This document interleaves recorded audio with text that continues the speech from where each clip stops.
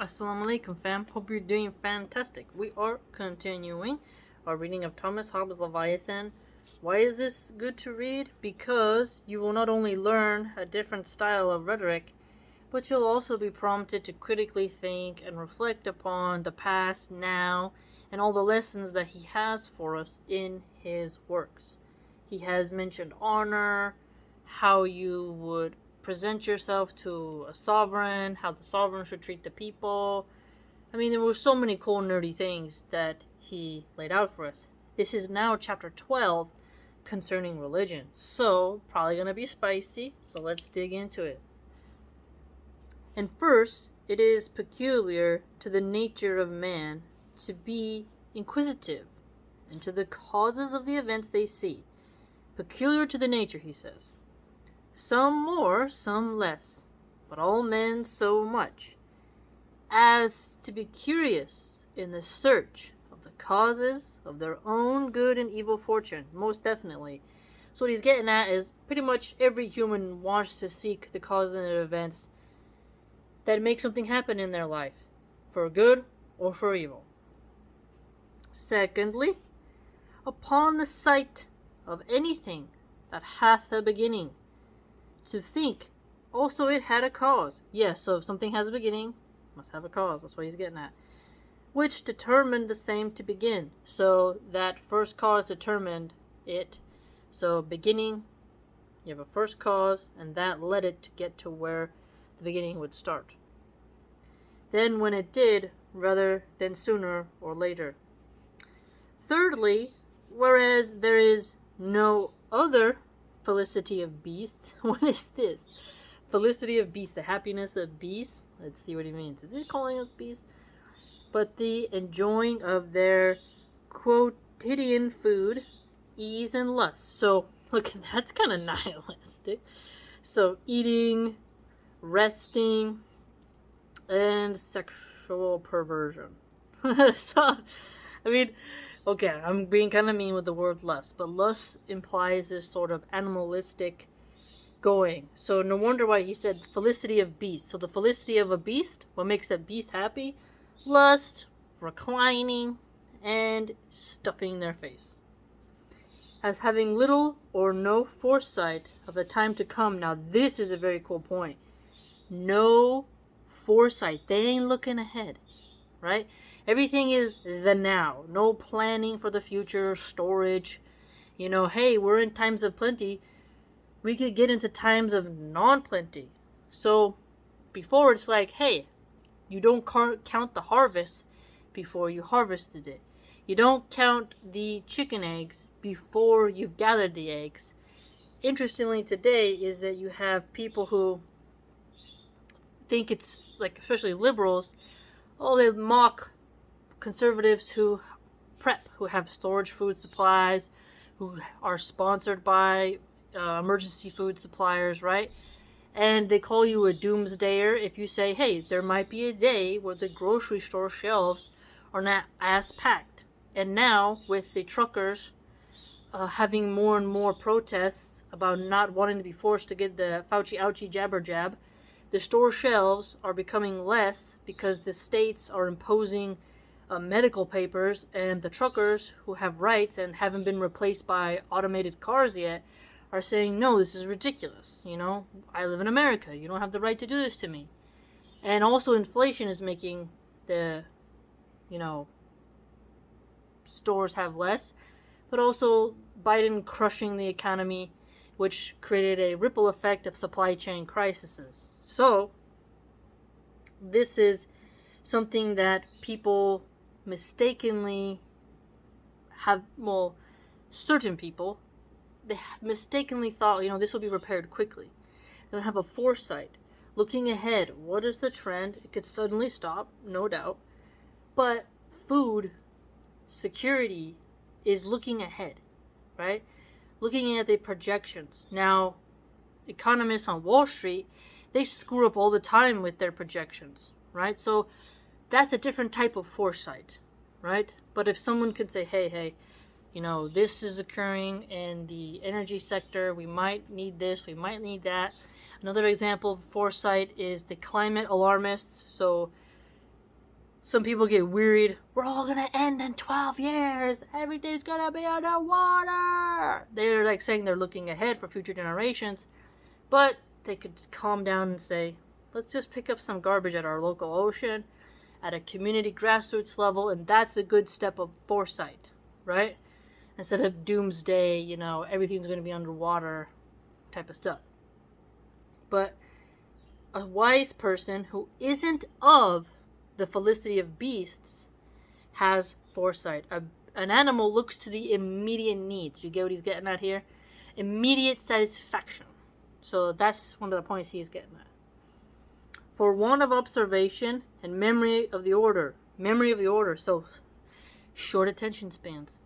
A lot of people have complained that apps like TikTok giving people only 2-minute attention spans.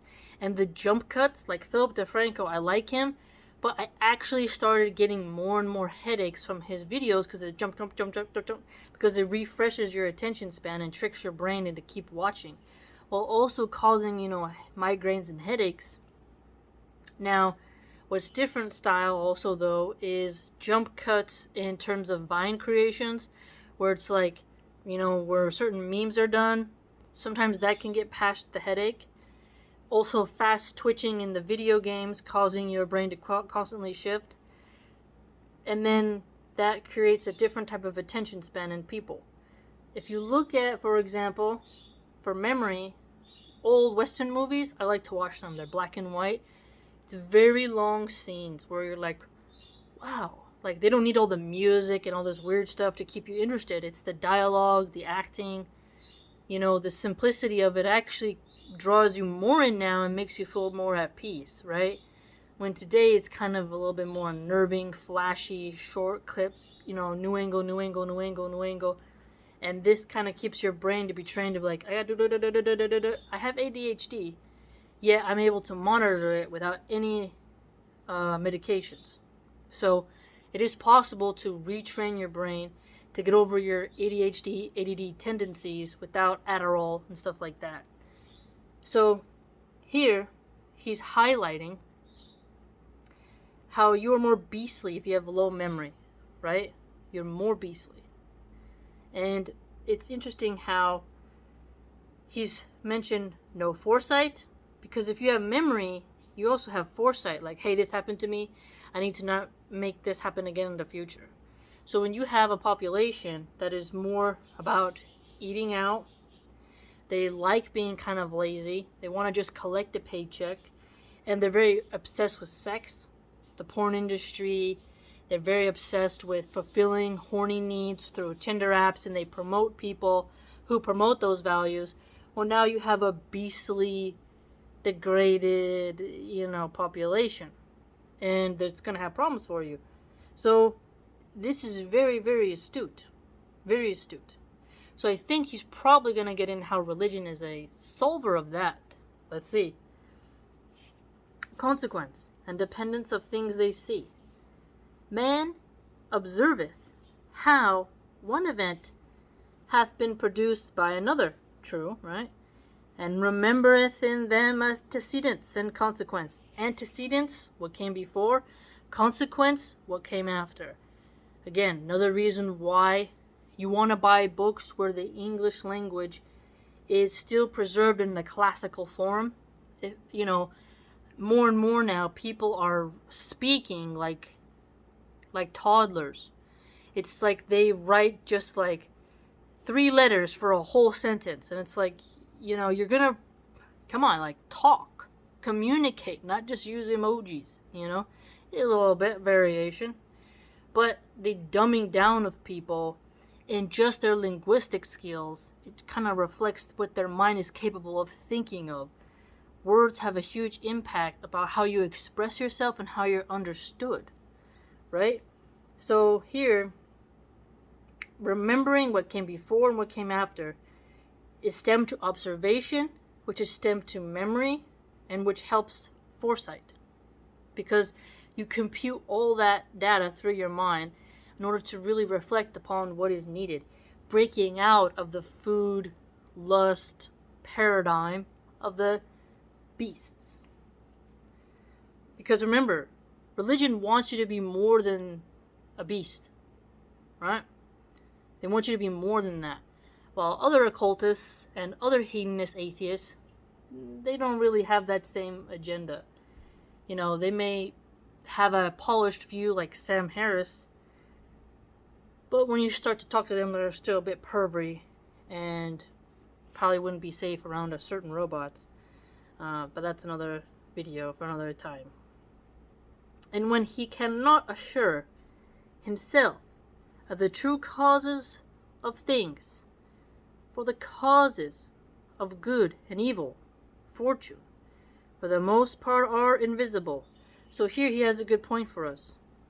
You know, he wants to assure himself what is the true cause of this thing that happened. And good and evil, their causes sometimes can be invisible to us. If I take a nail and hit a hammer, I saw the cause of it going in because it's a physical object in the material. Well, it's empirically verified. In the spiritual realm, this is a bit more harder, but I believe, as a Muslim, you can look at, by their fruits you shall know them, a common phrase, right? Even though that's kind of more of a Christian saying, but still, the ayats, proofs, evidences, you know, these are a sign for people who reason. So if you look at the signs all around you, you look at your home behavior, you reflect for like a people who, you know, sit there and reason like, why did this happen? Why is it good that this isn't allowed for me? And how can I take steps to get it? You look at the chain of reasoning and reflect, and then you're elevating yourself and discovering why the one who made you has laid down this law that'll raise you from not being in a beastly state of consciousness and breaking out of the paradigm that is purely earthly and indeed not as enlightening and spiritual, right? So, very, very nerdy. He supposes causes of them, either such as his own fancy suggesteth, or trusteth to the authority of other men, such as he thinks to be his friends, and wiser than himself. This is true. So, this is like the stages of how, well, you could be a combination. You ask yourself, your fancy, meaning, what is your intuition saying? What is your gut telling you? Could totally be wrong. Hence, like he said, you might go to the authority of other men whom you trust and like, hey, what do you think about this? And they could totally be like not even in sync with you and be right, or totally like you but totally give you the worst, like, hey, that's not at all what it is. And then you could then go to the wiser ones. Be like, hey, this person is pretty wise. Let me get a third opinion. I went to myself. I asked a couple friends who I'm like, hey, you're my friend, right? They care about me. You're going to maybe give me some good insight. And then if they didn't give you exactly what you was looking for, you go to someone who's wise, who doesn't necessarily like love you like a friend, but who is looking at it from another perspective outside of your usual framework and maybe can perceive something you don't, which will then show you the antecedents and consequence of the events occurring, right? That will help assure you, or at least enlighten you to the causes of that good or the causes of that evil. You see? Very, very interesting. I mean, it's quite fantastic. So, not only are we attempting to not be like beasts by using our mind, but we're also trying to use our observation in a different way than those who are spiritually beastly, but also literally beasts, right? I mean, a cattle farm all contains these sort of, they're not beastly, cows are not like beastly, but they're a beast of burden, right? They're a different kind of beast. And then beastly is also just like a wolf, implies violence. So a beast of burden that takes on lots of loads, or a beast that is more of a predator and threat, danger, and part of the biome around you. So those are all personality traits that can be found in beastly humans who haven't excelled into the higher realm of consciousness, which stems from religion, which I would say stems from Islam. But if you want to take an impartial look, they would say at least, pulling you out of that. Stop just humping and eating and laying around like bonobos, which the atheists fetishize, and do something that you were destined for because man was created different than the beasts. Do not imitate the beasts. You are the children of Adam, and I'll be pleased with him. Act like it, right? So, it's pretty cool. This is a cool thing about reading the classicals, because you think it's going to be dry and boring, and yeah, sometimes there's going to be slow parts in his text, but when you really think about it, like, hey, these dudes, they didn't grow up with TikTok short attention spans. They had way more, like, raw reality in their face, so they have a total different yet similar consciousness, but insights that can help us with our current dilemmas in life, and at least give us some mental nuggets to think about. So hopefully you learned something. Consider buying this book. I would highly recommend buying it. I go word for word, sentence by sentence, digest it completely, but you could skip around, right? You could do like 5 pages a day. Yeah, you don't have to do as hard haul as me, but it's a staircase to learning, right? So bring it upon yourself to engage in something better, right? Something like that. And also, fam, just a little side note, if you have YouTube Premium, you can have me in the background reading this to you while you scan Instagram, Pinterest, you're looking at something online. But if you don't have YouTube Premium, it usually shuts off, and then that helps you not finish videos. But if you pay, it's not too expensive, but if you have YouTube Premium, you can kind of diversify what you're doing in case you're like a multitasker, or listen to this on a playlist as you drive and commute, while you're watering your garden, playing video games, whatever it is. But try to squeeze in knowledge in there and learn something new every day. So have a great day, and Balakufik.